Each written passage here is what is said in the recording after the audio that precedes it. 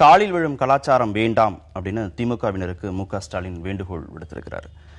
நேரில் சந்திக்க வரும் கட்சியினர் சிலர் ஆர்வ மிகுதியால் சற்றும் எதிர்பாராத நிலையில் காலில் விழுந்து வணங்க முயற்சிப்பது மனதளவில் பெரும் நெருக்கடியை ஏற்படுத்துகிறது. இதை நான் சிறிதும் விரும்பலை. அதனால காலில் விழ வேண்டாம், சுயமரியாதைக்கு இழுக்கான விஷயம் அப்படின்னு சொல்றார். எப்படி புரிஞ்சுக்கலாம்?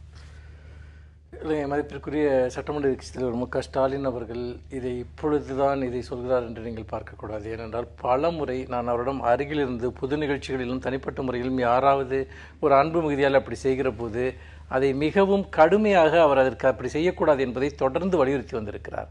என்றால் அதற்கான காரணங்களையும் அவரே சொல்கிறார். இது உண்மையில் ஒரு சுயமரியாதை இயக்கம் சார்ந்த ஒரு மரபில் இதற்கு எந்த விதமான இடமும் இல்லை.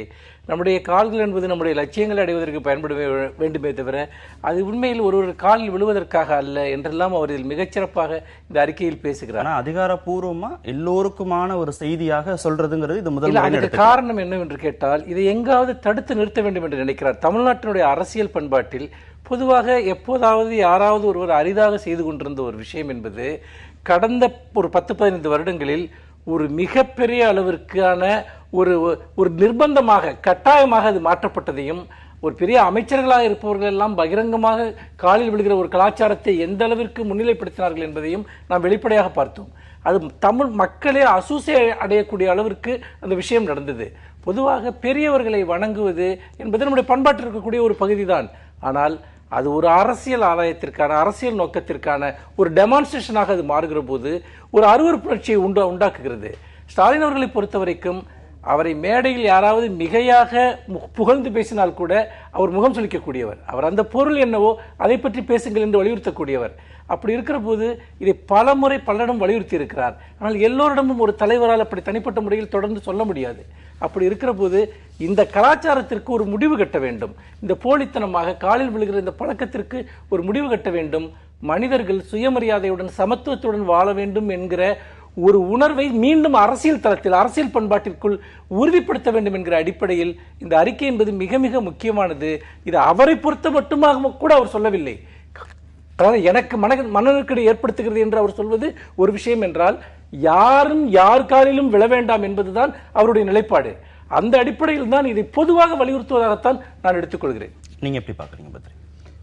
ரொம்ப முக்கியமான ஒரு நிகழ்வா நான் பார்க்குறேன். அதே சமயம் திராவிட முன்னேற்ற கழகத்துக்கு மட்டும் இல்லை, மனுஷபுத்திரன் சொல்வது மாதிரி ஜெயலலிதாவுடைய காலத்தில் முக்கியமாக அண்ணா திராவிட முன்னேற்ற கழகத்தில் நடந்த ஒட்டுமொத்த சீரழிவு இப்பொழுது சசிகலா பொதுச் செயலாளராக ஆனதற்கு பிறகும் அதற்கு முந்திலிருந்துமே அது தொடரக்கூடிய ஒரு நிகழ்வை பார்க்கும் யாருக்குமே இது எவ்வளோ ஒரு அசிங்கமான ஒரு நிலை. அப்போ இதை இவர் எடுத்தெடுப்பில் முதல்ல நம்முடைய கட்சி அப்படிங்கும் பொழுது கூடவே ஒரு சிக்னல் போகுது எல்லாருக்கும். இது மாதிரியான ஒரு நிலை தேவையா? இது இது உண்மையிலேயே பக்தி மேலிட்டினாலோ அல்லது அன்பினாலோ அல்லது ஒரு முதியவர் மீது இருக்கக்கூடிய ஒரு மரியாதையினாலோ செய்யக்கூடியதல்ல. தமிழ்நாட்டில் காலில் விழக்கூடிய ஒரு கலாச்சாரம்ங்கிறது முக்கியமாக அண்ணா திராவிட முன்னேற்ற கழகத்தில் இருக்குது. அந்த இடுப்பும் முதுகும் வளைந்து அப்படியே இடம் பார்க்காம டபக்குன்னு கீழே விழுந்து நிற்கும் பொழுது பேசும் பொழுது அது ஒரு விதத்தில் என்கரேஜ் செய்யப்பட்டது. அதுதான் முக்கியம். நீங்கள் நம்ம வடநாட்டில் இந்தியாவுடைய வடபகுதியில் பார்த்தீங்கன்னா பெரியவர்கள் காலை தொடர்றதுங்கிறது ஒரு சர்வசாதாரணமான ஒரு நிகழ்வு. அங்கே அது அங்கே அது ஒரு இயல்பாக நடக்கும். அது அப்போ நம்ம தெற்குலேருந்து போகிறவங்களுக்கு அது கொஞ்சம் ஒரு புரியாத சூழல். ஆனால் டக்குன்னு இளைஞர்கள் முக்கியமாக பெண்கள் அந்த குடும்பத்தில் இருக்கிற பெரியவர்களுக்கு டக்குன்னு காலை தொட்டு பண்ணுவாங்க. இல்லை, ஏன் அங்கே இயல்பா நடக்குதுன்னு ஏத்துக்கிறீங்க? அதான் சொல்றேன். இந்த கலாச்சாரம் என்ன சொல்றேன் நான். இது ஒரு கலாச்சார நிகழ்வுங்கிறது கொஞ்சம் கொஞ்சமாக உள்வாங்கப்பட்டு வற்புறுத்தல் ஏதுமில்லாமல் நடக்கக்கூடிய ஒன்று. தமிழக அரசியல்ல முக்கியமாக ஜெயலலிதாவுடைய காலகட்டத்தில் ஏற்பட்டதுங்கிறது எந்த விதத்தில் தமிழ்நாட்டு கலாச்சாரத்தோடு ஒத்து போகக்கூடியது கிடையாது. தமிழ்நாட்டிலும் சன்னியாசிகளுடைய காலில் விழுவது அப்படிங்கிறது ஒரு மரபு, கடவுளுடைய காலில் விழுவதுங்கிறது மரபு. அதற்கான ஒரு ப்ராசஸ் இருக்கு. அது ஒவ்வொரு குடும்பத்துக்குமான ஒரு சில வழக்க முறைகள் உண்டு. பிராமணர்கள் ஒரு மாதிரி செய்வார்கள், வேறு சாதி சமூகத்தை சேர்ந்தவர்களுக்கு அது வெவ்வேறு வித மாதிரியானது. அதுதான் மரபு. அது எந்த இடத்துல செய்யணும்? இப்போ உதாரணத்துக்கு கோவில்ல கடவுளை வணங்க வேண்டும், அங்க எந்த மனிதர் வந்தாலும் இன்னொரு மனிதரை பார்த்து வணங்கக்கூடாதுங்கிற ஒரு நுட்பமான சில விஷயங்கள்லாம் இருக்கு. எதையுமே நான் இது ஏற்றுக்கொள்ளணும்லாம் நான் சொல்லல. ஆனால் அதுதான் மரபுங்கிறது. ஒரு தொடர்ச்சியும் அது உள்ள இறங்கி இயல்பாக செய்வதும் நியாயமான மரியாதையினால் செய்வதுங்கிறது மாறி ஒரு புது கலாச்சாரம் உருவாகுது இந்த அரசியல் ஒரு ஒரு ஒரு ஒரு அரங்குல. ஏன்னா அதற்கு பின்னாடி ஒரு பயம் அதுக்குள்ள பிணைக்கப்படுகிறது. இப்ப ஜெயலலிதாவை நேரில் யாரும் சந்திக்க முடியாது. நம்ம இப்ப ஏன் ஜெயலலிதா பேரை சொல்ல வேண்டியிருக்குன்னா, அவரால் தான் இது இவ்வளவு தூரத்துக்கு வந்தது. அவர் போஸ்ட் கார்டன்ல இருந்து அவை சண்முகம் சாலையில் இருக்கிற அவருடைய அலுவலகத்துக்கு போறாங்கன்னா தெருவுல 2 பக்கமும் அலை மோதிக்கிட்டு அந்த கட்சியை சேர்ந்தவர்கள்லாம் நிற்பாங்க. அப்படியே நம்ம கண்பாவை பார்த்து நம்மளை உடனே எம்எல்ஏ வாக்கிட மாட்டாங்களான்ட்டு. அப்ப நடக்கக்கூடிய அந்த ஒரு பாவனை கலாச்சாரம் இருக்கு இல்லையா, அதுதான் இது. அதனாலதான் இதை இந்த மாதிரியான நிகழ்வு உன்னுடைய சுயமரியாதையை எப்படி வைத்திருக்க முடியும்? அதிமுகவில் இருக்கு, திமுகவிலும் இருந்திருக்கிறதுனால தான் அவர் கடிதம் எழுதுறாரு. நிச்சயமாக. ஆனால் இதோட கம்பேரிசன் கிடையாது. மோடியும் பாஜக எம்பிக்கள் கூட்டத்துல தனிப்பட்ட துதிபாடுதல் வேண்டாம், காலில் விழ வேண்டாம்னு அவரும் சொல்றாரு. சோ இது எல்லா இடங்களிலும் இருக்கிறதாக புரிஞ்சுக்க வேண்டியதா இருக்கு. ஆனா இது மட்டும்தான் சுயமரியாதைக்கு இழுக்காக பார்க்கணுமா? பட்ட பேர்கள் சொல்லிதான் தலைவர்கள் அழைக்கப்படுறாங்க. அவர்கள் பெயரை சொல்வதற்கு கூட கட்சியுடைய மிக மூத்த நிர்வாகிகள் தயங்குறாங்க. அது விவாதங்கள்ல பேசுறதா இருக்கட்டும், பொது மேடைகள்ல பேசுறதா இருக்கட்டும், அது சுயமரியாதைக்கு இழுக்கு இல்லையா? அதை எப்படி புரிஞ்சுக்கிறது? என்ன பயமா இல்ல மரியாதையா? இதை எப்படி எடுத்து? அதாவது இது எதுவுமே இன்றைக்கு ஒரு கட்சி தலைமை அது ஊக்குவிக்கிறது என்றோ வழிகாட்டுகிறது என்றோ அர்த்தம் இல்லை. இப்பொழுது இந்த விவாதத்தில் எடுத்துக்கொள்ளுங்கள். நான் திராவிட முன்னேற்ற கழகத்தினுடைய தலைமை கழக பேச்சாளர். நான் இங்கே ஸ்டாலின் அவர்கள் என்று தான் சொல்கிறேன். பொது அரங்கில் நான் தளபதி என்று பேசுவதில்லை. சிலர் அவர்களுடைய விருப்பத்திற்படி அதை சொல்கிறார்கள். ஆனால் இதை எப்பொழுதுமே ஸ்டாலின் அவர்கள் ஊக்குவித்தது கிடையாது. அவரை பொறுத்த வரைக்கும் இது அரசியல் என்பது முழுக்க முழுக்க அது ஒரு சமத்துவத்தின் அடிப்படையிலும் ஜனநாயகத்தின் அடிப்படையிலும் இருக்க வேண்டும் என்றுதான் அவர் விரும்புகிறார். நீங்க காலில் விழுகிறத தனிப்பட்ட விருப்பமா பொருத்தி பார்க்கல. இல்ல, அது என்னவென்று கேட்டால், நீங்கள் ஒருவரை அடைமொழியோடு அழைப்பது என்பது வேறு, ஒரு காலில் விழுவது என்பது வேறு. ரெண்டையும் நீங்கள் சமப்படுத்தக்கூடாது. என்று கேட்டால், நீங்கள் அப்படி செய்வதன் மூலமாக ஒரு மனிதர் தன்னுடைய சுயமரியாதை அனைத்தையும் இழக்கிறார். ஆனால் இப்பொழுது உதாரணமா நீங்க பேசிட்டு இருக்கப்ப என்னை கவிஞரேன்னு நீங்க சொல்றீங்கன்னு வச்சுங்க, என்னை பேர் சொல்றதுக்கு பதிலாக பல பொது அரங்குகளில் கூட விவாதங்கள் கூட அப்படி சொல்லுவாங்க, கவிஞர் என்ன சொல்றாரு அப்படின்ட்டு. அது எனக்கு கொடுக்கப்பட்ட அடைமொழி இல்ல, தொழில்முறை சார்ந்த அடைமொழி வேறு. அதாவது அது வேறு. அதை எப்படி நீங்க ஒரு அன்பு, அதாவது ஒருத்தரை அவருடைய அன்பு மிகுதியால் அடைமொழியால் அழைக்கிற போது அதை அந்த தலைவர் ஊக்குவிக்கிறாரா இல்லையா என்பதுதான் பிரச்சனை. பல இடங்களில் நீங்கள் கட்சி நிர்வாகிகள் கூட சொல்லி இருக்கிறார்கள், அவர் இது போன்ற புகழுரைகள் அடைமொழிகள் எதையும் அவர் விரும்புவது கிடையாது. அவரை பொறுத்த வரைக்கும் செயல் ஒன்று மட்டும்தான் அவருக்கு முதன்மையாக இருந்திருக்கிறது என்பதை அவர் வெளிப்படையாக சொல்லியிருக்கிறார். இந்த அறிக்கையை எடுத்துக்கொள்ளுங்கள். நீங்கள் எல்லோரும் காலில் விழுவதில்லை, யாரோ சிலர் விழுவதை அவர் ஏன் இவ்வளவு கவனப்படுத்தி இதை ஏன் ஒரு அறிக்கையாக வெளியிடுகிறார் என்று பார்த்தால், இது போன்ற நடைமுறைகள் எல்லாம் நீக்கப்பட வேண்டும். மனிதர்கள் சமத்துவமாக, எவ்வளவு பெரிய ஒரு அதிகாரத்தில் இருப்பவர்களோடும் பதவிகளோடு இருப்பவர்களோடும் சமத்துவமாக பழக வேண்டும், பேச வேண்டும் என்பதுதான் இங்கு அடிப்படையான விஷயம். அப்படி பார்க்கிற போது ஒரு கலாச்சார மாற்றத்தை அவர் கொண்டு வருவதற்கு முயற்சிக்கிறார். படிப்படியாக ஒவ்வொரு விஷயமாக இந்த மாற்றத்தை அவர் கொண்டு வர வேண்டும். ஏனென்றால் இதில் இன்னொரு சிக்கல் இருக்கிறது. ஒரு இயக்கம் என்பது, ஒரு கட்சி என்பது அது லட்சக்கணக்கான தொண்டர்களை கொண்ட ஒன்று. ஒரே நாளில் அவர்கள் அனைவரையும் நீங்கள் ஒரே அடியாக நீங்கள் மாற்றியமைக்க முடியாது. ஒரு புதிய பண்பாட்டு பாதையை அவர் உருவாக்குகிறார். நாம் நேரடியாக மனிதர்களை மனிதர்களாக மட்டும் மதிப்போம் என்பது இதில் முக்கியமான இன்னொரு விஷயம் என்னவென்றால், அது மட்டும் நான் ஒப்பீனியன் வாங்கிட்டு வந்துடுறேன். காலில் விழும் கலாச்சாரம் மட்டும்தான் மாற்றம் வேணும், இதுக்கு மாற்றம் வேணாமா அப்படின்னு நம்ம சொல்ல முடியாது. அம்மா, சின்னம்மா, ஐயா, பெரியய்யா, தளபதி, இது மாதிரியான பெயர்கள் தான் தலைவர்களுக்கு சூட்டப்படுகிறது. இவங்க உச்சரிக்கிறதுக்கு கூட தயாரா இல்லை. மனுஷ் சொல்றாரு, நான் உச்சரிக்கிறேன், ஆனா அது அங்கொன்றும் இங்கொன்றுமா தான் அது இருக்கு. அதை எப்படி புரிஞ்சுக்கிறது? இந்த கலாச்சாரத்துல மாற்றம் வேணாம். இல்ல, அதுல ஒன்னே ஒன்று சொல்லிடுறேன்.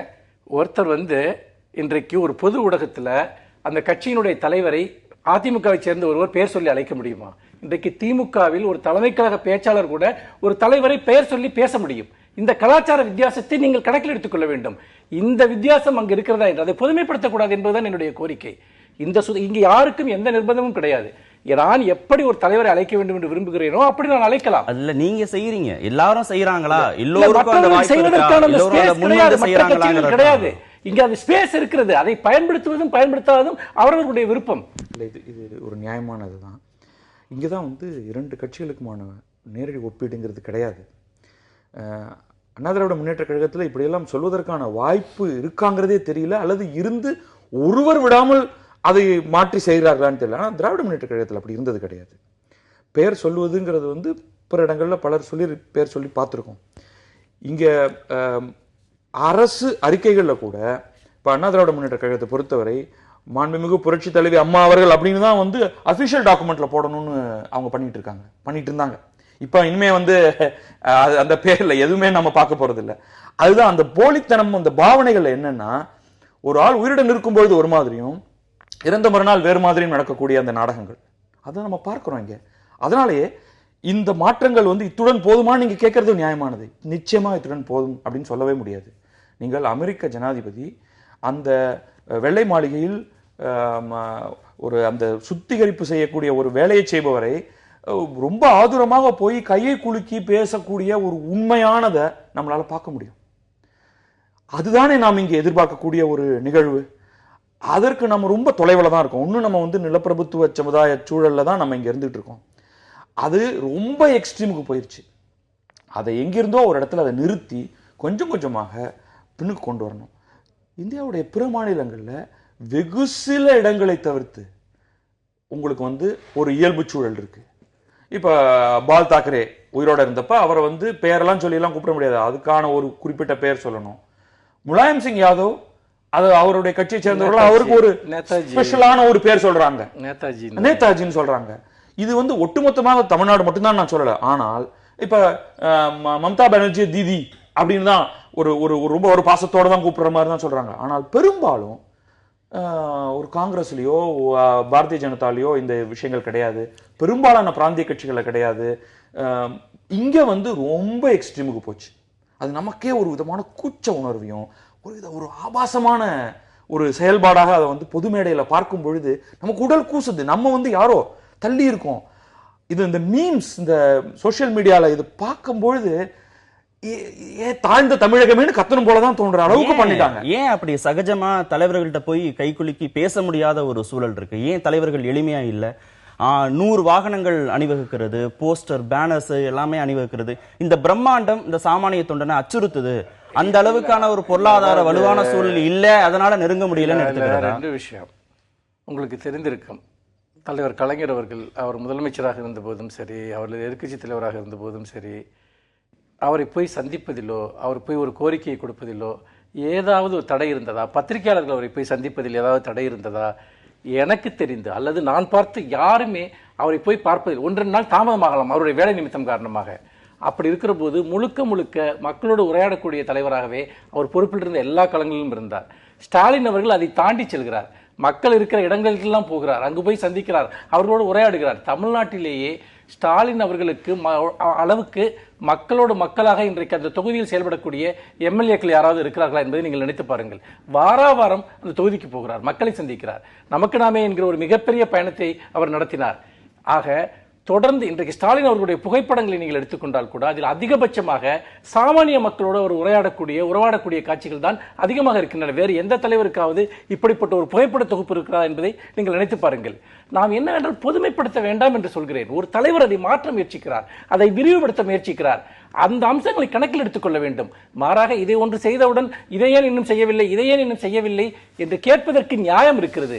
ஆனால் ஒரு தலைவருடைய அணுகுமுறை எப்படி இருக்கிறது, அந்த அணுகுமுறையின் அடிப்படையில் அவர் எந்த பாதையில் செல்ல விரும்புகிறார், எதையெல்லாம் மாற்றியமைக்க விரும்புகிறார் என்பதில் அவருடைய ஒரு உளப்பூர்வமான விருப்பம் இந்த அறிக்கை. பொதுமைப்படுத்த வேண்டாம்னு நீங்க சொல்றத புரிஞ்சுக்க முடியுது. ஆனா ஏன் அதை திருப்பி அதை கேட்க வேண்டியதா இருக்குன்னா, வளைந்து குனிந்து தவழ்ந்து தரையில் உருண்டு கால் நோக்கி கும்பிடு போடுபவர்களால் தமிழகம் பாழ்பட்டு கிடக்கிறதுன்னு அவரோட அறிக்கையில சொல்றார். நமக்கு அந்த பள்ளமான பாதை வேண்டாம், நாம் தலை நிமிர்வோம், தமிழகத்தை நிமிர்த்துவோம். நீ அதிமுகவோட காலில் விழுந்து கும்புறத வந்து நீங்க அதிகமாக கனெக்ட் பண்ணி பேசப்படுகிறது, விமர்சனம் செய்யப்படுகிறதுனா இந்த ஒரு விஷயத்தை அவர் குறிப்பிட்டு ரொம்ப ஷார்ப்பா அவருடைய ஸ்டேட்மெண்ட்ஸ் இருக்கிற போது திருப்பியும் எதிர் அரசியலுக்கு தான் ஸ்டாலின் பயணிக்கிறாரா அப்படிங்கிற அடிப்படையில் தான் கேள்வி முன்வைக்கப்படுகிறது. எதிர் அரசியல் தவறே கிடையாது. நீங்க வந்து அரசியல் செய்யறதுக்கான பல தளங்கள்ல இதுவும் ஒரு முக்கியமான தளமாக நான் பார்க்குறேன். அப்போ நம்ம வந்து திருப்பி ஸ்டாலின்ட்டே கேட்கலாம் சில கேள்விகளை. இப்போ இந்த பெரிய இந்த பதாகைகள் வைப்பது வந்து ஒரு பெரிய ஹோர்டிங்ஸ் வைப்பது வந்து எந்த விதத்தில் நியாயம் அப்படின்னு நம்ம கேட்கலாம். அப்போ அவர் வந்து அது ஒரு ரிஃப்ளெக்ட் பண்ணட்டும். ஆமாம், சரிதானே, எதற்காக வந்து இதுவும் வேண்டாம். மக்கள்கிட்ட போய் பேசணுங்கிறது தான் முக்கியம், அவர்களோட உரையாடல் தான் முக்கியம்.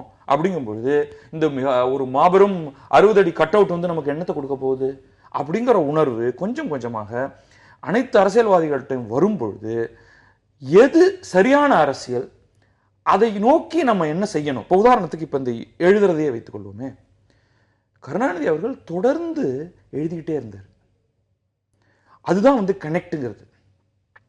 அந்த எழுத்து தொடர்ந்து ஒரு பாயிண்ட். அவர் வந்து சில சமயங்கள்ல ஏன் எதுக்கு எடுத்தாலும் அவர் எழுதுறாருன்னு தோன்ற அளவுக்கு அவர் வந்து எக்ஸ்ட்ரீமா எழுதிட்டு இருந்தாரு. தொண்டர்களுக்கு சொல்றீங்க? தொண்டர்களுக்கு அந்த அளவுக்கு ஸ்டாலின் எழுதலைங்கிறது என்னுடைய ஒரு குற்றச்சாட்டா வைப்பேன். இப்ப நீங்க வந்து முக்கியமான செயல் தலைவர்னா நீங்க தினம் எழுதணும். இன்றைக்கு நீங்க ஒவ்வொரு முக்கியமான கருத்தையும் வைத்து நீங்கள் பல நூறு பொதுக்கூட்டங்களை போடுவதற்கு இணையானது இன்றைக்கு எழுத்துங்கிறது. முன்ன வந்து பேச்சு தான் மக்கள்கிட்ட போய் சேர்ந்துட்டு இருந்தது. அப்போ உங்களுடைய ஸ்டைல் மாற்ற வேண்டியதற்கான ஒரு ஆரம்பமாக நான் இதை பார்க்கிறேன். அப்போ மற்ற கட்சிக்காரர்கள் செய்தாகணும். ஜெயலலிதா பெரும்பாலும் மக்களுக்கு வந்து எதுவுமே எழுத மாட்டாங்க. அவங்களுடைய கட்சி தொண்டர்களுக்கு ஒரு தலைமை கழக அறிக்கைன்னு ஏதாவது ஒரு ஸ்டேட்மெண்ட் ஒன்று வரும். அப்போ நீங்க வந்து பாலிடிக்ஸை வேற தளத்துக்கு கொண்டு போறதுக்கான ஒரு முயற்சியிலையும் ஸ்டாலின் இருக்கிறது நல்லா தெரியுது. ஏன்னா இதுதான் வந்து இப்பொழுதைக்கு வீக்கஸ்ட் பாயிண்ட் ஏடிஎம்கே பொறுத்த வரைக்கும். அப்ப நீங்க உங்களை எந்த விதத்துல பிரித்து நான் எவ்வளவு தூரம் மேம்பட்டவன் அப்படிங்கறத காண்பிக்கிறதுக்கான மிக முக்கியமான தருணம் இது. அப்ப இந்த பாயிண்ட் எல்லாத்தையும் கொண்டு வந்தாங்க. அதுல ஒரு விஷயம் பாத்தீங்கன்னா, இப்ப தலைவர் கலைஞர் அவர்கள் முழுமையாக எழுதுவது, அறிக்கை வெளியிடுகிற போது களத்தில் செயல்படக்கூடிய ஒரு தலைவராக ஸ்டாலின் இருந்திருக்கிறார். இன்றைக்கு அவர் அடுத்து ஒரு பொறுப்புக்கு வருகிற சமயத்தில் கடந்த ஒரு 2 வருடங்களாக நீங்கள் பார்த்தீர்கள் என்றால் தினமும் ஸ்டாலின் அவர்களுடைய அறிக்கை வராத நாளே கிடையாது. எல்லா விஷயத்தையும் ரியாக்ட் பண்ணுகிறார். நேற்று கீழடியில் நடக்கிற ஆய்வு தொடர்பாக மத்திய அரசிற்கு ஒரு கடிதம் எழுதுகிறார். ஒரு கவிஞர்கள் அல்லது ஒரு எழுத்தாளர் வண்ணநிலவனுக்கு ஒரு விருது கிடைத்தால் அதை அழைத்து பாராட்டுகிறார். பொதுத்தளங்கள்ல எழுதுற கடிதங்களை பற்றி அரசியல் ரீதியான அறிக்கைகளை தொண்டர்களோடு உரையாடுகிறாரா? ஸ்டாலின் அவர்களுக்கு தொண்டர்களோடு உரையாடிய வேறொரு தலைவரை சொல்லுங்கள். நீங்கள் தொண்டர்களோடும் மக்களோடும் தமிழ்நாட்டில் ஸ்டாலின் அவர்களுக்கு அளவுக்கு வேறு எந்த தலைவராவது சந்தித்திருக்கிறார்களா, உரையாடி இருக்கிறார்களா? இதுக்கு முன்னாடி கடிதம் எழுதியிருக்கிறாரா?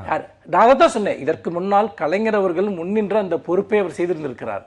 இன்றைக்கு அடுத்த கட்டமாக அந்த பொறுப்பை அவர் ஏற்றுக்கொள்கிற போது கடிதங்கள் எழுதுகிறார். அது செயல் தலைவர் என்கிற முறையில் அறிக்கைகளை வெளியிடுகிறார். எதிர்க்கட்சி தலைவராக சட்டமன்றத்தில் செயல்படுகிறார். அவருக்கு கொடுக்கப்படுகிற பொறுப்பை இன்றைக்கு தான் அந்த பொறுப்பு அவரிடம் முழுமையாக வர ஆரம்பித்திருக்கிறது. அப்படி இருக்கிற போது அதை முழுமையாக அவர் நிறைவேற்ற ஆரம்பிக்கிறார். ஆகவே இந்த விஷயத்தில் செய்யக்கூடாது என்பதல்ல. இன்றைக்கு நீங்கள் பார்த்தீர்கள் என்றால் நீங்கள் கடந்த 1 மாதத்தில் வந்த எல்லா கட்சி தலைவர்களுடைய அறிக்கைகளையும் எடுத்து பாருங்கள். ஸ்டாலின் அவர்கள் எத்தனை பிரச்சனைகளுக்கு ரியாக்ட் செய்திருக்கிறார், மற்றவர்கள் செய்திருக்கிறார்கள் என்று. நிச்சயமாக ஸ்டாலின் அவர்கள் தான் அதிகபட்சமாக அறிக்கைகள் வெளியிட்டிருக்கிறார். கூடுதல் பொறுப்பு இருக்கு அப்படின்னு இல்ல, எல்லா கட்சிகளோடு ஆளும் கட்சி எல்லாரோடும் ஒப்பிட்டு பாருங்கள். ஆரோக்கியமான மாற்றங்கள் வருகிற போது கண்டிப்பாக எல்லா பிரச்சனைகளுக்குமே அவர் தொடர்ந்து எதிர்வினையாற்றிக் கொண்டிருக்கிறார். தன்னுடைய கருத்துக்களை பதிவு செய்து கொண்டிருக்கிறார். மக்கள் தொகை அதிகரிப்புக்கு முஸ்லிம்களே காரணம் அப்படின்னு பாரதிய ஜனதா கட்சியுடைய நாடாளுமன்ற உறுப்பினர் சாக்ஷி மகராஜ் சொல்லியிருக்கிறாரு. நாட்டில் மக்கள் தொகை பல மடங்கு அதிகரித்திருப்பதற்கு 4 மனைவிகள் 40 குழந்தைகள் வைத்திருப்போரே காரணம், மக்கள் தொகை உயர்ந்திருப்பதற்கு இந்துக்கள் காரணம் கிடையாது அப்படின்னு சொல்றார். எப்படி பார்க்குறாரு? இல்லை, பொதுவாக இந்த மாதிரியான ஒரு ஆதாரபூர்வமற்ற நான்சென்ஸான விஷயங்கள், மக்கள் தொகை ஒரு கம்யூனிட்டியில் பெருகினா என்ன, அதுக்கான உரிமை அவர்களுக்கு இல்லையா, இருக்கா இல்லையாங்கிறது வேறு விஷயம். அப்படி ஒருத்தர் வந்து அதிக குழந்தைகளை பெற்றுக்கொள்வதற்கு ஒரு உரிமை இருக்கா இல்லையா, அது சட்டப்படி இந்தியாவில் தடை செய்யப்பட்ட விஷயம் ஒன்றும் இல்லையே. அந்த அடிப்படையே முதலில் தவறானது. 2வது புள்ளிவிவரங்கள் அடிப்படையில் பார்த்தால் கூட இவர்கள் சொல்வது பொய்யானது. ஒட்டுமொத்தமாக இந்தியா சுதந்திரத்திற்கு பிறகு எடுத்த சென்சஸ் கணக்குகள் படி நீங்கள் பாருங்கள், எத்தனை சதவீதம் அதிகரித்து விட்டது. இன்னொன்று 4 மனைவிகள் 40 குழந்தைகள், இது எல்லாமே இஸ்லாமியர்களை பற்றி தொடர்ந்து உருவாக்கப்படுகிற கட்டுக்கதைகளில் ஒன்று. யதார்த்தம் வேறாக இருக்கிறது. ஒரே ஒரு திருமணத்தை கூட செய்து கொள்ள முடியாமல் 30-35 வரைக்கும் எங்காவது வளைகுடா நாடுகளில் போய் வேலை செய்வது அல்லது இந்த திருமணத்தை செய்து கொள்வதற்கான பொருளாதார சூழல் இல்லாத மிகவும் பின்தங்கிய நிலையில் தான் இன்றைக்கு இளைஞர்கள் இருக்கிறார்கள். பெண்களுடைய நிலை அதைவிட மோசமாக இருக்கிறது. அப்படி பார்க்கிற போது இஸ்லாமியர்களுடைய மிகப்பெரிய அளவிற்கான இந்த பின்தங்கிய நிலையை பற்றி எந்த கவலையும் இல்லாமல் அவர்கள் 4 திருமணம் செய்து கொள்கிறார்கள், நிறைய குழந்தைகள் பெற்றுக் கொள்கிறார்கள். எந்த இஸ்லாமிய குடும்பத்தில் அப்படி எத்தனை திருமணங்கள் நடந்திருக்கின்றன, எவ்வளவு குழந்தைகள் பிறந்திருக்கின்றன? இது எல்லாமே இதில் எனக்கு என்ன ஒரு பெரிய ஒரு வருத்தம் என்று சொன்னால், இது போன்ற உளறல்களை ஊடகங்கள் தொடர்ந்து ஏன் வெளியிடுகின்றன, அதற்கு ஒரு இடம் கொடுக்கின்றன, அதனுடைய சோசியல் ரெலவன்ஸ் என்பது என்ன என்பதுதான். நீங்கள் ஒரு எதிர்மறையாக கூட ஒரு கருத்தை சொல்லலாம், ஆனால் அதற்கு ஏதாவது ஒரு அடிப்படை இருக்க வேண்டும். ப்ரோவோக்கிங், அல்லது ஒரு சமூக மோதல்களை உருவாக்குவது, ஹேட்ரட், அந்த வெறுப்பை பரப்புவது, இதன் அடிப்படையில் பேசுகிற பேச்சுக்கள் எல்லாம் ஏன் மையமான ஒரு இடத்திற்கு ஒரு உரையாடலாக மாறுகிறது? அப்படி பார்க்கிற போது இதனுடைய எதிரொலிகள் என்பது மக்களுடைய அன்றாட வாழ்க்கையிலும் பிரதிபலிக்க செய்யும். ஒரு பிற சமூகங்களை பற்றிய கற்பனைகளுக்கு இட்டு செல்லும். அப்படி பார்க்கிற போது இது வெறும் வெறுப்பின் அடிப்படையிலான ஒரு பேச்சு. இந்த பேச்சை நாம் சட்டப்பூர்வமாக இந்தியாவில் தடை செய்வதற்கான வாய்ப்புகள் இருக்கிறதா, பண்ண முடியுமா முடியாதா என்பதெல்லாம் வேறு பிரச்சனை. ஆனால் இதை குறைந்தபட்சமாக நாம் கவனப்படுத்தாமலாவது இருக்கலாம். அந்த அளவுக்கு கவனப்படுத்துவதற்கான அருகதையற்ற பேச்சுக்கள் இவை என்று நான் நினைக்கிறேன். நீங்க ஒப்பீனியன் சொல்லுங்க. அதே மாதிரி கவனப்படுத்த வேண்டாங்கிறத எப்படி எடுத்துக்கிறது? கவனப்படுத்தணும், ஆனால் ஒரு பெரிய பத்தி கொடுக்கணுங்கிறது இல்லை. இந்த மாதிரி அவர் பேசினார், இதுதான் உண்மை நிலவரம் அப்படின்னு கீழே 4 புள்ளி விவரத்தை எழுதினாலே இதோடைய ஒரு உளறல் தன்மை தெரிஞ்சு போயிடும். இது பொதுவாக சில இந்துத்துவ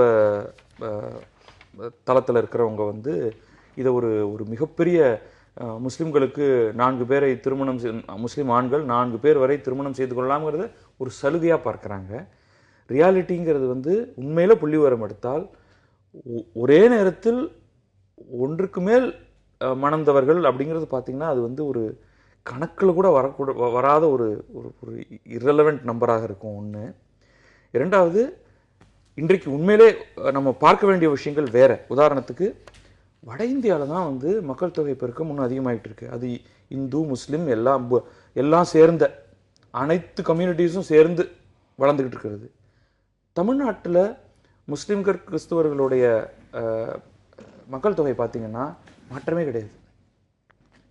அப்போ இது உண்மையிலேயே மதம் சார்ந்த ஒன்றா அல்லது மாநிலங்கள் சார்ந்த ஒன்றா, அங்கே இருக்கக்கூடிய கல்வியும் அங்கே இருக்கக்கூடிய பொருளாதாரமும் இதில் எந்த அளவுக்கு தாக்கத்தை செலுத்துது, இது எல்லாத்தையும் நம்ம பார்க்கணும். இன்னொரு பக்கம் நீங்கள் இது சில இந்து தலைவர்கள் நீங்கள் 4 குழந்தைகளை பெற்றுக்கொள்ளுங்கள் அப்படின்னு சொன்ன செய்தி வந்திருக்கு. அதுவே ஒரு அபத்தமானது. வேற ஒரு இடத்துல இதெல்லாம் நான் துண்டான தகவல்களை சேர்த்து சொல்கிறேன். ஒரு நம்முடைய மக்கள் தொகை தான் நம்முடைய ஒரு பெரிய டிவிடெண்ட், நமக்கு ஒரு பெரிய வளர்ச்சியை கொடுப்பதற்கான ஒன்றுன்ட்டு இது எல்லாத்தையும் குழப்பி ஒரு இப்ப உத்தரப்பிரதேச தேர்தல் நடக்க போகுது. இல்ல அதுதான் மனுஷ் என்ன சொல்றாரு, இப்ப அந்த கூட்டங்கள்ல பேசுறாங்க, அந்த கூட்டங்கள்ல சில 1000 பேர் இருக்க போறாங்க, அங்க பேச போறாங்க, அந்த கருத்து அவங்களை போய் சேருது சேரல. இது மாதிரியான பொதுவெளியில அதை நீங்க கவனப்படுத்த வேண்டியதில்லை, ஊடகங்கள் வாயிலாக கவனப்படுத்த வேண்டியது இல்லைன்னா 2 விதமா பார்க்கலாம். ஒன்று, கவனப்படுத்துவது மீண்டும் அதை குறித்த விமர்சனங்களை வைக்கிறதுக்கும் அதற்கான மாற்று கருத்துக்களை அந்த தரப்புல இருந்து வாங்குவதற்கும், இவங்க இப்படிலாம் பேசுறாங்க அப்படின்னா அந்த தளங்களுக்கு கொண்டு போவதற்கான ஒரு தேவை இருக்கிறதா இங்க பார்க்க வேண்டியது இருக்கு. கவனப்படுத்தாம இதை நிராகரிச்சா நல்ல விளைவுகளை ஏற்படுத்துமான்னு கேட்கு. கவனப்படுத்தணும். ஆனால் கவனப்படுத்தும் பொழுதே இந்த ஆர்குமெண்ட்னா இது மாதிரி நிறைய முட்டாள்தனமான விவாத பொருட்கள் வந்துகிட்டே தான் இருக்கும். முற்றிலும் உண்மையே இல்லாத உளறல்களை நம்ம பார்த்துக்கிட்டு தான் இருக்கோம். அந்த மாதிரி வரும்பொழுது அந்த செய்தி கூடவே இதுதான் புள்ளி விவரம் அப்படிங்கிறதை கொடுக்கும் பொழுது உண்மை நிலையை அது தெளிவா சொல்லிடும். ஏன்னா இதை படிக்கிற ஒரு சில பேர் நீங்க மற்ற விஷயங்கள் எல்லாத்தையும் விட்டுட்டு சாட்சி மகராஜ் எம்பியா வேற இருக்காரு, அது உண்மையா கூட இருக்கலாம்னு நினைச்சிருக்காங்க. அந்த புள்ளி விவரங்களை தான் இப்ப நீங்க 2 பேரும் சொல்லுங்க. அப்படிதானே இது ஆனா என்ன பிரச்சனைனா, இப்போ பத்ரி சொல்றாரு இல்லையா, அந்த மாதிரியான கிளாரிட்டியை கொடுக்கக்கூடிய பொறுப்புகளை இந்த செய்திகளை வெளியிடுகிறவர்கள் பெரும்பாலும் எடுத்துக்கொள்வதில்லை. இன்னொரு விஷயம், பொது புத்தியிலேயே அப்படிப்பட்ட தப்பெண்ணங்கள் ஒவ்வொரு சமூகத்தை பற்றியும் மற்ற சமூகங்களுக்கு இருக்கின்றன. மறுத்து 2 விருந்தினர்களும் பேசல சரியான புள்ளி. நான் என்ன கேட்கிறேன்னா, இது நாம் பேசுவதை தாண்டியும் இதெல்லாம் இதனுடைய ரீச் என்பது அதிகமாக இருக்கிறது. இது ஒரு ஸ்டேட்மெண்ட், முஸ்லிம்களா அதே குழந்தை பெற்றுப்பாங்க, 4 மனைவிகள் வச்சுப்பாங்கிறத ஒரு தப்பெண்ணம் ஏற்கனவே பொது புத்தியில் இருக்கிறது.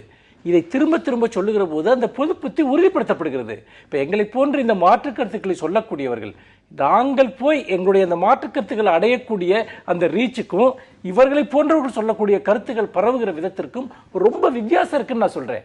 அதனால அதைத்தான் பத்திரிகை சொன்னாரு, அது அவங்களை நீங்க தடுக்க முடியாது. தடுக்க வேண்டாம், கருத்துக்கள் தொடர்ந்து வந்துட்டே தான் இருக்கும். நான் சொல்றது தேவையும் இருந்துட்டே தான், மாற்று கருத்து இருக்கும். நான் சொல்றது என்னன்னு கேட்டீங்கன்னா, சமூகத்துல ஹேட்டட் ஸ்பீச்ங்கிறது இதை விட மோசமான ஸ்பீச் எல்லாம் தொடர்ந்து நடக்குது. இப்போ உதாரணமா ஒரு அரசியல் தலைவரை பத்தி ரொம்ப ஆபாசமா பேசுவாங்க, ஊடகங்கள் அதை வெளியிடுறது இல்லை. அவங்களுக்கு ஒரு பயம் இருக்கு. இப்போ இது வந்து ஒரு பிரதமரை பத்தி ஒரு கூட்டத்தில் ஒருத்தர் மோசமா பேசுறாங்க, வல்கரா பேசுறாங்கன்னா அந்த ஊடகங்கள் வெளியிடாது. ஏன்னா ஒரு சுயத்தணிக்கை அவர்களுக்கு பல விஷயங்கள்ல இருக்கு. ஆனா இது போன்ற வகுப்புவாதம் சார்ந்த பேச்சுக்களுக்கு அத்தகைய ஒரு சுயத்தணிக்கையை ஊடகங்கள் வைத்துக் கொள்வது நல்லது என்று நான் நினைக்கிறேன். இல்லதான் இந்த செய்தி இப்ப நம்ம பார்க்கிறோம் இல்லையா, இதுல வந்து அவர் என்ன சொன்னார், அதை யார் கண்டித்தார்கள், அவர் மீது வழக்கு பதியலாமா என்று யோசிக்கிறார்கள் மட்டும் போடுறாங்களே தவிர சென்சஸ் டேட்டா நம்மகிட்ட இருக்கு. அதை போட்டு இருந்தார்கள் என்றால் அதோட கூடவே கட்டம் கட்டி நடுவுல அப்பதான் அந்த நியூஸ் உண்மையில வேல்யூ அப்படின்னு நான் சொல்லுவேன். இல்ல அந்த கருத்து எதிர்த்தரப்புல இருந்து வருகிற போது அது எதிர்த்தரப்புல இருந்து வெறுமை பாருங்களேன், எதிர்த்தரப்புல இருந்து எதிர்ப்பு தெரிவித்தார்கள்.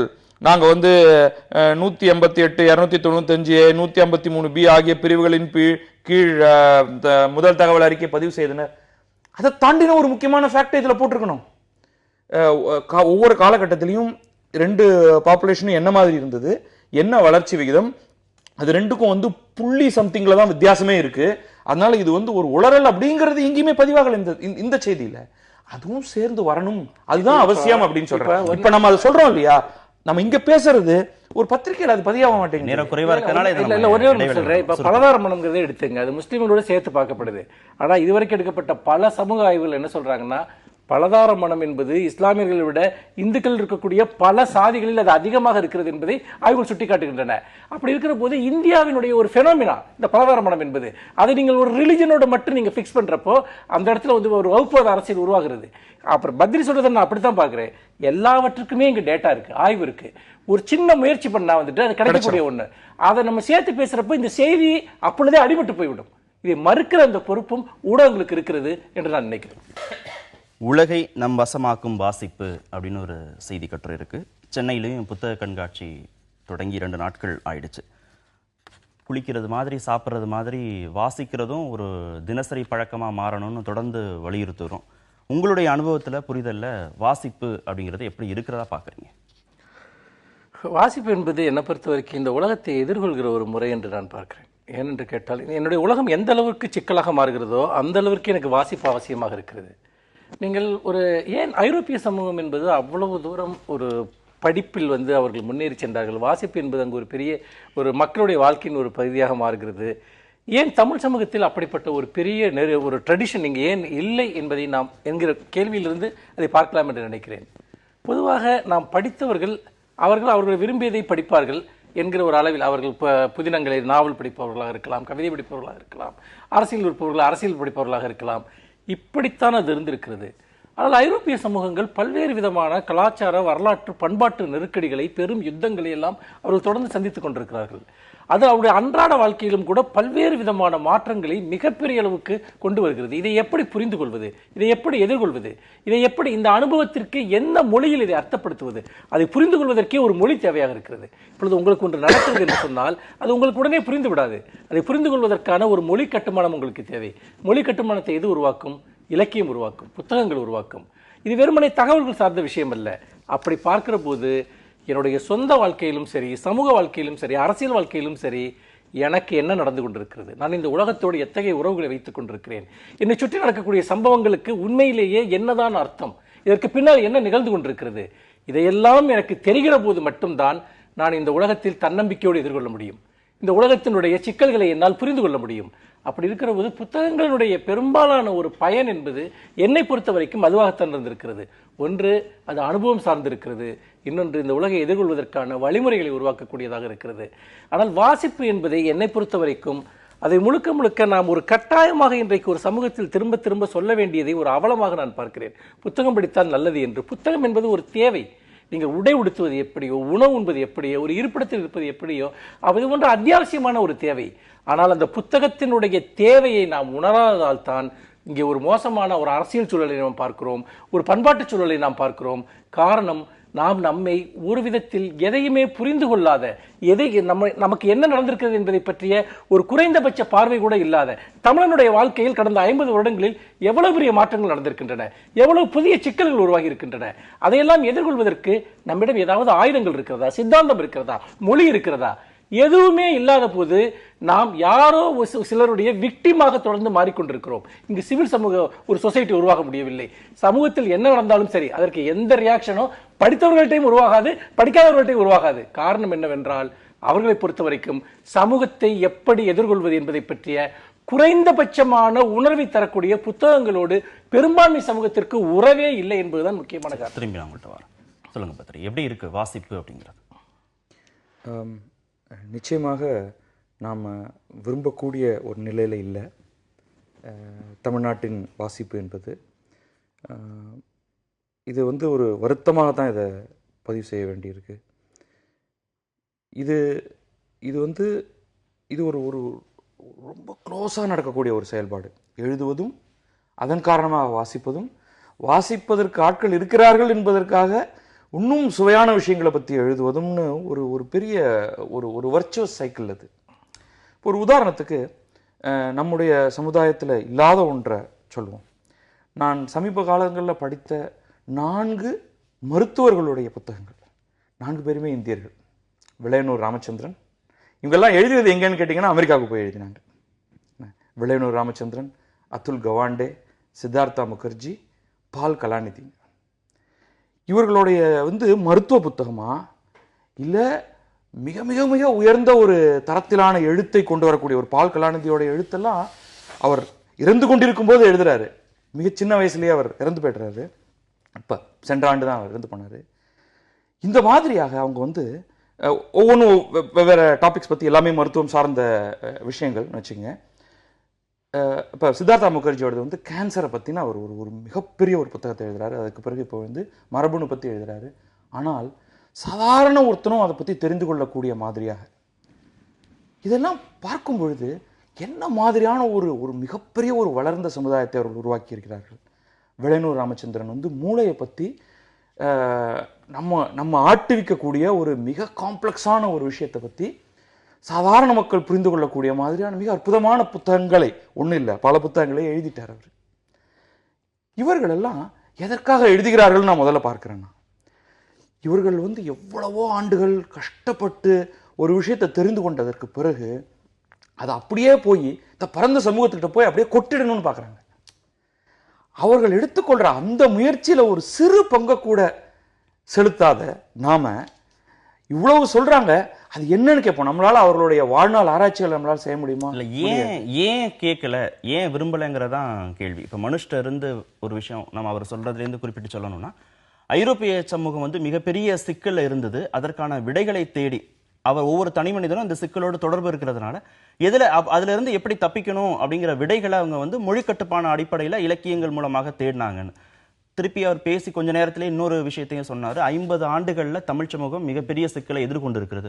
மொழி சிக்கலா இருக்கட்டும், இனச்சிக்கலா இருக்கட்டும், அரசியல் சிக்கலாக இருக்கட்டும். அப்படி சிக்கலை எதிர்கொண்ட தமிழ் சமூகம் ஏன் அதை நோக்கி போகல, அந்த மொழி கட்டுமானத்தை நோக்கி ஏன் போகலைங்கிற கேள்வி இயல்பா எழுது. இல்லை, இது எங்கேயோ ஒரு இடத்துல இந்த ஒரு கட்டு விடுபட்டு இருக்கு. இது எழுதாத சமூகம் எல்லாம் கிடையாது. எழுதி வாசித்த சமூகம் அல்லது எழுதி சொல்ல கேட்ட சமூகம் தான் இதுவும். ஏன்னா நமக்கு சங்க காலத்திலிருந்து நமக்கு எழுத்து கிடைச்சிருக்கே. 8 தொகையும் 10 பாட்டும் அதற்கு பிறகான காப்பியங்களும் எழுத்துன்னு நாங்கள் இன்றைக்கு பேப்பரில் பேனாவை வைத்தோ அல்லது பனையோலையில் எழுத்தாணி வைத்தோ எழுதினது மட்டும் எழுத்தல்ல. எழுத்து என்பது சொல்லாக அது பிறந்து வந்துவிட்டது.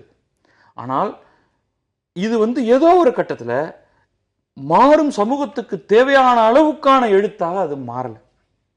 அது படிப்பாகவும் அதற்கேற்ற மாதிரி மாறலை. 2 பக்கமும் குறை இருக்கு. எனக்கு இதை விட பெரிய ஆராய்ச்சியாளனாக இல்லாதனால என்னால கரெக்டா அது மேல அதுக்கு மட்டும் நான் கையை வைக்க முடியல. சரி, ஒபினியன். ஆனால் எங்கேயோ ஒரு இடத்துல கட்டா இருக்குது. இல்லை, இது இந்த தொடர்பு துண்டிக்கப்படுவது என்பது பல காரணங்கள் இருக்கலாம். நம்ம இங்கே இருக்கக்கூடிய சாதிய சமூக சூழல் அல்லது கல்வியை நாம் எப்படி இங்கே உருவாக்கினோம், நம்முடைய அரசியல் இயக்கங்கள் அதற்கு எந்த அளவிற்கு பங்களித்தன, பிறகு அதில் பின்னால் ஏற்பட்ட தளர்ச்சி, இப்படி வரலாற்று காரணங்களை தேடிக்கொண்டே போகலாம். ஆனால் இதில் பத்ரி அவர்கள் சொன்னதில் ஒரு முக்கியமான சுவாரஸ்யமான ஒரு அம்சம் இருக்கிறது. அது என்னவென்றால், இப்போ 4 மருத்துவர்கள் எழுதிய புத்தகங்களை பற்றி சொன்னார். இவ்வளவு மருத்துவர்கள் இருக்கிற போது 4 மருத்துவர்கள் மட்டும் புத்தகங்களை எப்படி எழுத முடிகிறது? அதுவும் வேறொரு சமூகத்தில் போய் அவர்கள் எழுதுகிறார்கள் என்பதில் ஒரு சுவாரஸ்யமான ஒரு பதில் இருக்கிறது. என்னவென்றால், அனுபவங்கள் எல்லோருக்குமே இருக்கிறது. பல்வேறு துறை சார்ந்த நிபுணர்கள் எல்லாம் இருக்கிறார்கள். நான் அவர்களிடம் நேரடியாக பேசுகிற போது அதை பற்றி மிக அற்புதமான தகவல்களை எல்லாம் சொல்லுவார்கள். நான் ரொம்ப ஆர்வம் மிகுதியில் நீங்கள் இதை பற்றி ஒரு புத்தகம் எழுதலாமே என்று சொன்னால் அதை எழுத மாட்டார்கள். ஏனென்று கேட்டால் அதை மொழிவயப்படுத்துவதற்கான வாசிப்பே அவர்களிடம் கிடையாது. துறை சார்ந்த நிபுணர்கள் இருப்பார்கள், ஆனால் மற்ற சமூகங்களில் அப்படி இல்லை. எல்லோருக்கும் அந்த நாட்டினுடைய முக்கியமான இலக்கிய ஆசிரியர்களை தெரியும், அவர் எந்த துறையில் சேர்ந்தவராக இருந்தாலும் சரி. ஆனால் இங்கே நாட்டினுடைய மிகப்பெரிய உயர் பதவியில் ஒருத்தருக்கு இருந்தால் கூட அவருக்கு ஒரு சினிமா நடிகரை பற்றி தெரிகிற அளவிற்கு ஒரு எழுத்தாளரை பற்றியோ அந்த மொழியில் எழுதப்பட்ட புத்தகங்களை பற்றியோ தெரியாது. இது ஒரு பெரிய இடைவெளியை உருவாக்குகிறது. இது பெரிய மனிதர்களுக்கு மட்டுமல்ல, சாதாரணமாகவே எல்லோருமே எழுத முடியும். எல்லோருக்குமே தனித்துவமான அனுபவங்கள் இருக்கின்றன, பகிர்ந்து கொடுப்பதற்கான எண்ணங்கள் இருக்கின்றன. நிறைய பேருக்கு ஒரு கனவு இருக்கிறது, நான் பார்த்திருக்கிறேன். எழுதுன கொஞ்சத்தை நோக்கியாவது நகரணும்ல. நிறைய பேர் எழுதணும், அதாவது அதற்கான பரந்துபட்ட அறிவு இருக்கணுங்கிறத ஏற்றுக்கொள்ளலாம், அதுல மாற்று கருத்து இல்ல. ஆனா பத்ரி சொல்ற மாதிரி நான் ஒரு சூழலாகத்தான் நான் பார்க்கிறேன். அந்த சூழலை உருவாக்குவதற்கு நாம் என்ன செய்ய வேண்டும் ஏனென்றால், சில சமூகங்களில் தன்னியல்பாக பல்வேறு அரசியல் சமூக இயக்கங்களோடு சேர்ந்து வாசிப்பும் வளர்ந்து வரும். துரதிருஷ்டவசமாக தமிழ் சமூகத்தில் அப்படி நடக்கவில்லை என்றால் அதை நோக்கி உந்துவதற்கு நாம் என்ன செய்ய போகிறோம்? அதுதான் நம்ம முன்னால் இருக்கக்கூடிய கேள்வி. காரணங்களை கண்டுபிடிப்பது சுலபம், அது எல்லாமே நமக்கு தெரிந்த விஷயங்கள் தான். எங்கேயோ நம்ம லாக்காகி நின்றுட்டோம். இப்போ வாசிப்பை பரவலாக்கணும், குழந்தைகளுக்கு வாசிக்க கற்றுக் கொடுக்கணும், சிறந்த புத்தகங்களை தமிழில் கொண்டு வரணும். இப்போ பாருங்க, கடந்த ஒரு 10-15 வருடங்களில் தமிழில் புத்தகத்துறையை பொறுத்த வரைக்கும் ஒரு பெரிய மாற்றம் நடந்திருக்கு. என்னன்னா, எல்லா துறை சார்ந்த நூல்களும் இப்போ தமிழில் வருது. நீங்கள் உலகத்தில் இப்போ நானோ டெக்னாலஜி வருதுன்னா உடனடியாக தமிழில் வருது.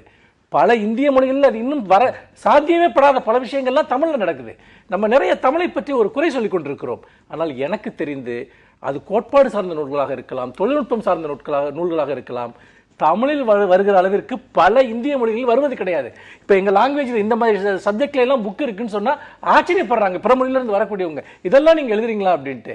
அப்படிதான் கோட்பாடு சார்ந்த ஐரோப்பாவில் எந்த கோட்பாடு புதிதாக வந்தாலும் அதை பற்றி உடனே தமிழ் விவாதிக்கக்கூடிய நூல்கள். வாசிப்பு குறையுது அப்படிங்கிறத எப்படி அளவிட்டு நீங்க சொல்றீங்க? விற்பனை, புத்தகத்துடைய விற்பனை குறைஞ்சிருக்குங்கிறத வச்சு நீங்க சொல்றீங்களா? ஏன்னா இ புக்ஸ் வந்திருக்கு, நிறைய நெட்ல இருந்தே அவங்க படிச்சிடுறாங்க, அந்த தொடர்பு அதிகரிச்சிருக்கு அப்படின்னு நம்ம புரிஞ்சுக்கலாமா? நம்ம இப்போ ஒரே நேரத்தில் 2 விதமான கருத்து இருக்கு இல்லையா? இப்போ ஆங்கிலத்தில் இருக்கிறத பார்க்குறோம், அதோடு ஒப்பிடும்போது தமிழில் வேண்டிய அளவு இல்லைங்க. 5 லட்சம் காப்பி 10 லட்சம் காப்பி விற்கிதாங்க. காப்பி விற்கிறது கூட எனக்கு செகண்டரி. என்னென்ன விதமான புத்தகங்கள் வருகின்றன, எவ்வளவு டைட்டில்ஸ் வருது அப்படிங்கிறது ஒன்று. அதே சமயம் தமிழை பிற இந்திய மொழிகளோட ஒப்பிட்டு பார்க்கும் பொழுது தமிழ் பிற இந்திய மொழிகளோட கொஞ்சம் உயர்வான இடத்துல இருக்கிற மாதிரி இருக்கு. அப்போ ஒரே நேரத்தில் நம்ம கொஞ்சம் சந்தோஷமும் பட்டுக்கிறோம், ஆனால் மிகப்பெரிய வருத்தமும் படுறோம். ஆங்கிலத்தோடு ஒப்பிடும்பொழுது நம்ம போக வேண்டிய தூரம் பார்க்குறோம், வந்திருக்கிற தூரம் பார்க்குறோம், சந்தோஷமா இருக்கு. ஆனால் இது போதாதுங்கிறது உடனடியாக நம்ம பதிவு பண்ணுறோம். இப்போ அதே மாதிரி தான் நம்ம இப்போ வாசிப்பு அப்படிங்கிறத எடுத்துக்கிட்டிங்கன்னா, நிச்சயமாக நம்ம பல இடங்களுக்கு புத்தகங்களை கொண்டு போய் சேர்த்துருக்கோம், சில 10 ஆண்டுகளுக்கு முன்னாடி இருந்ததை விட. ஆனால் எங்கே இருக்கணும் இது அப்படின்னு பார்க்கும்பொழுது வருத்தமும் சோர்வும் ஏற்படுது. ஏன்னா உண்மையிலேயே ஒவ்வொரு இதை நான் முதல் முறையாக பார்த்தது வெளிநாட்டுக்கு போகும்பொழுது, ஒரு ஏர்போர்ட்டில் உட்கார்ந்துருக்கும் பொழுது, இது நான் சொல்கிறது ஒரு கிட்டத்தட்ட 25 ஆண்டுகளுக்கு முன்னாடி. அப்போ இந்த மின் புத்தகம், இணையங்கிறதெல்லாம் உருவாகாத காலகட்டம் நான் சொல்கிறது.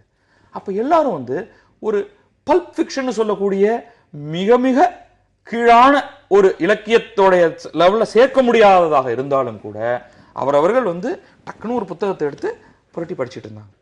நான் சொல்ல 25 ஆண்டுகளுக்கு முன்னாடி. அந்த சமயத்தில் நான் ஒரு இந்திய ஏர்போர்ட்ல இருந்தா நான் அமெரிக்க ஏர்போர்ட்டுக்கு போறேன்.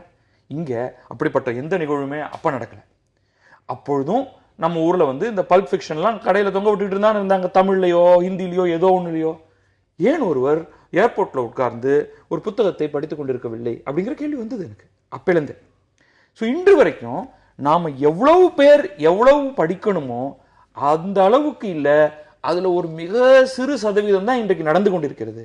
அதற்கு முக்கியமான காரணம், இன்றைக்கு இந்த தலைப்பெல்லாம் எடுத்துப்போம், படித்தால் எனக்கு என்ன நன்மை அப்படிங்கிறது ஒருத்தருக்கும் உள்வாங்கிக்கலாது. இப்போ நம்ம போய் சொல்லிட்டு இருந்தோம்னா கொஞ்சம் உண்மையிலேயே கஷ்டமா இருக்கு. நீ ஏன் சாப்பிடணும் அப்படின்னா அதன் விளமாக தான் உனக்கு எனர்ஜி வருது, அதெல்லாம் நம்ம சொல்லிட்டு இருக்கிறது ஒரு பக்கம். வயிறுல பசி இப்படியே கிண்டி இழுத்துருது இல்லையா? நீங்க எதை பத்தியும் யோசிக்காம நேரா போய் சாப்பிடுறீங்க இல்லையா? அப்போ வாசிப்பு என்பது அது போல இன்னொரு சொல்லித்தான் வரணும்னா அதுல ஒரு பெரிய மாற்றம் வரும்னு நான் நினைக்கல. அப்போ அது உள்வாங்கப்படணும், அப்ப சுற்றி பார்க்கணும். இப்ப நான் படித்து கொண்டிருக்கும் பொழுது, நான் என்னுடைய பெண் குழந்தை துணுடா இருக்கும் பொழுது நான் வீட்டில் எப்பவும் ராத்திரி படிச்சுட்டு தான் தூங்குவேன்.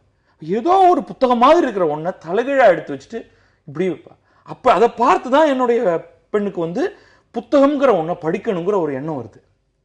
இது வந்துருச்சுன்னா அதற்கு பிறகு நீங்க வந்து கையிலேருந்து புத்தகத்தை புடுங்க வேண்டியதா இருக்குமே தவிர, அதுதான் நம்ம இன்றைக்கு கொண்டு வரணும். அம்மா அப்பா படிக்கணும், அதை பார்த்து குழந்தை வந்து யோசிக்காமலேயே படிக்க ஆரம்பிக்கணும். சரி, நிறைவு கருத்து. அதில் முக்கியமாக தமிழ் சமூகம் என்பதே அடிப்படையில் வெகுசின கேளிக்கைகளை சார்ந்த ஒரு சமூகமாக இருக்கிறது என்று எனக்கு தோன்றுகிறது. ஏனென்றால் நீங்கள் பொதுவாகவே சினிமா அல்லது தொலைக்காட்சி வேறு பல ஒரு வெகுசின கேளிக்கைகள் சார்ந்த விஷயங்களில் மக்கள் தொடர்ந்து ஒரு ஆர்வத்தோடு இருக்கிறார்கள், அதிகமான நேரத்தை செலவிடுகிறார்கள். ஆனால் வாசிப்பு போன்ற நீங்க ஆரம்ப காலகட்டத்திலேருந்தே அப்படிதான் இருந்ததா சொல்றீங்களா, இல்ல இடையில ஏதாவது மாற்றங்கள் இல்லை, வந்ததா இதற்கு பார்க்கறீங்களா? முன்னால் ஒரு குறிப்பிட்ட காலம் வரைக்கும் பெரும்பான்மை மக்களுக்கு படிப்பதற்கான வாய்ப்பே கிடையாது, கல்வி கிடையாது, புத்தகங்களுடைய அக்சஸ் கிடையாது. நான் கல்வி வளர்ச்சி பெற்ற இந்த சமூகத்தை பற்றி நான் பேசிக் கொண்டிருக்கிறேன். இந்த 2-3 தலைமுறைகளை பற்றி பேசிக் கொண்டிருக்கிறேன். அவர்கள் கூட இங்கு படித்தவர்கள் இருக்கிறார்கள், ஆனால் கல்வி கற்றவர்கள் இல்லை. இதைத்தான் நான் திரும்ப திரும்ப சொல்லிக் கொண்டிருக்கிறேன். கல்வி என்பது உங்களுக்கு புத்தகங்கள் உங்கள் வாழ்க்கையின் ஒரு பங்காக மாறுகிற போதுதான் நீங்கள் கல்வி கற்றிருக்கிறீர்கள் என்பதற்கான அடிப்படையான ஒரு அளவுகோல் என்பது அதுதான். ஆனால் இங்கே என்ன நடக்கிறது என்று சொன்னால், வெகுசன கலைகளின் மீது அல்லது அந்த பண்பாட்டின் மீது இருக்கக்கூடிய ஆர்வம் என்பது ஒரு நுண்மையான அறிவை தேடி போவதற்கான ஆர்வம் என்பது பொதுவாகவே பொதுசன தளத்தில் இல்லை. அப்படி இல்லாமல் இருப்பதனுடைய அபாயம் என்பது நம்முடைய ஒட்டுமொத்தமான அரசியல் சமூக வாழ்க்கையை அது பாதிக்கிறது. நம்முடைய அரசியல் தேர்வுகளில் இருந்து தொடங்கி நம்முடைய சமூக ரீதியாக நம்ம எடுக்கக்கூடிய நிலைப்பாடுகளில் இருந்து எல்லாவற்றிலுமே வெறுமனே ஒரு கேளிக்கை பண்பாடு மட்டுமே ஆதிக்கம் செலுத்துகிறது. புத்தகங்களை புறக்கணித்ததனுடைய விளைவு நம்முடைய சமூக பொருளாதார வாழ்க்கை அத்தனையிலுமே பிரதிபலித்துக் கொண்டிருக்கிறது என்பதுதான் என்னுடைய வருத்தம். புத்தகங்கள் விற்கவில்லை என்பதல்ல, புத்தகங்களை நிராகரிக்கிற சமூகம் மேலும் மேலும் தன்னைக்குத்தானே ஒரு புதைகுழியை தோண்டிக் கொள்ளும் என்பதை நாம் தமிழ்நாட்டில் தொடர்ந்து பார்த்துக் கொண்டிருக்கிறோம். தொடர்ந்து இது மாதிரி வலியுறுத்துவதன் மூலமாக குறைந்தபட்ச மாற்றத்தையாவது ஏற்படுத்த முடியுமா அப்படிங்கிறதான் நம்பிக்கை. நிகழ்ச்சியில் பங்கேற்ற இருவருக்கும் மிக்க நன்றி. மீண்டும் சந்திப்போம். நன்றி, வணக்கம்.